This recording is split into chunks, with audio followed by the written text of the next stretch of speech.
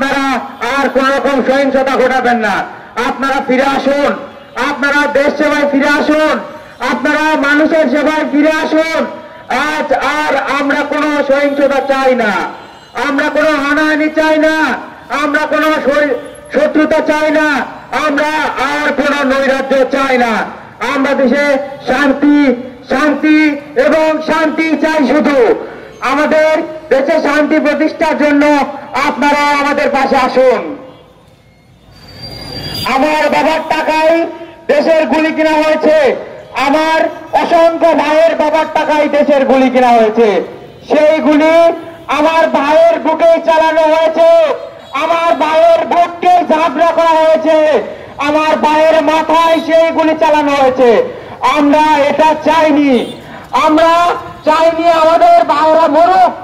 আর আমার এমন ভাইদের মারা হয়েছে যারা দেশের প্রকৃত সম্পদ হিসেবে গড়ে উঠেছে, যারা দেশের নতুন প্রজন্মের সূচনা করতে চলেছিল, যারা দেশ পরিচালনার ক্ষমতা রেখেছিল, আমার সেই সকল ভাইদের মারা হয়েছে। সাহিত্যে সাহিদ তো সাহিদ না, সাহিদ হাজারো জনতার অনুপ্রেরণা, সাহিদ না, সাহিদ হাজারো শহীদের অনুপ্রেরণা। যে অনুপ্রেরণাতে হাজারো হাজারো হাজারো ছাত্রছাত্রী মাঠে নেমেছে এবং স্বৈরাচারের আঘাত বুকে টেনে নিয়েছে। সাহিদ হাজারো মায়ের অনুপ্রেরণা, যে মায়েরা অনুপ্রেরিত হয়ে তাদের সন্তানকে রাজপথে ছেড়েছে। মায়েরা আমাদের এই সংগ্রামে, আমাদের এই বিজয়ে, শেখ হাসিনার পলাতকে সবকিছুতে মায়েদের ভূমিকা অপরিসীম। মায়েরা আমাদের পাশে থেকেছে। মায়েদের কাছে সবচেয়ে মূল্যবান জিনিস তাদের সন্তান। সেই সন্তানকে তারা রাজপথে ছেড়েছে। মায়েরা ভয় করে নাই। সেই ক্ষেত্রে বলা যেতে পারে মায়েদের ভূমিকা এই আন্দোলনের ক্ষেত্রে অপরিসীম। আমরা আমাদের মায়েদের অনুরোধ করব, তারা তাদের সন্তানকে আবারও নতুন দেশ গঠনের জন্য একত্রিত করুক এবং রাজপথে নামিয়ে দিক। যখন রাস্তায় আমার বোনের কাপড় টেনে ছিঁড়া হয়েছিল, যখন শয়তানেরা রাস্তায় আমার বোনকে আক্রমণ করেছিল, তখন কেউ আগাইতে যায় নাই। মানুষ রাস্তায় দাঁড়িয়ে দাঁড়িয়ে দেখেছে, কারণ তারা ছিল ছাত্রলীগের কিছু কুকুর এবং পুলিশদের ভয়ে কেউ রাস্তায় আগায় নাই। আমার বোনের ইজ্জত রাস্তার মাঝে লুটে নেওয়া হয়েছে, কিন্তু আজ ভয় নেই ভাইরা। আজ তোমাদের কারোই কোনো ভয় নেই।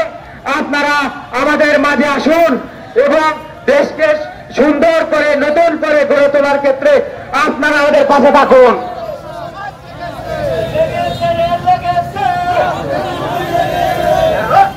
হাসিনার কুমিরের কান্না আমরা অনেকেই দেখেছি।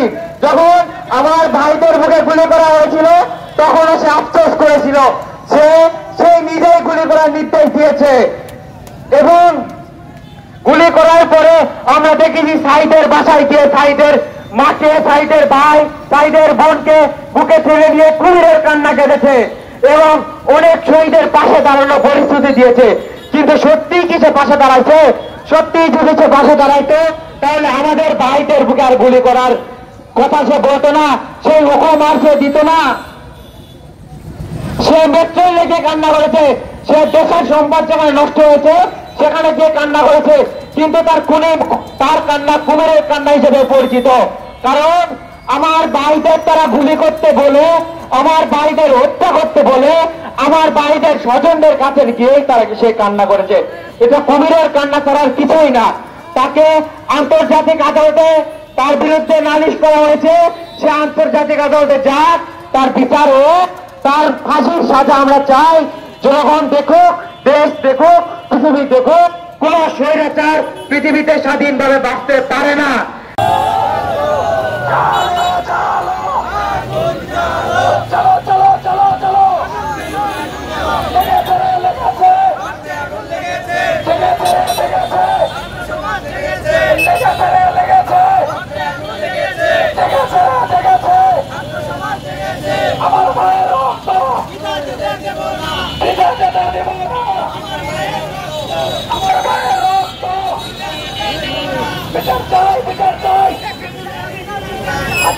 ফাঁসি চাই, বিচার চাই, বিচার চাই, ফাঁসি চাই, ফাঁসি চাই।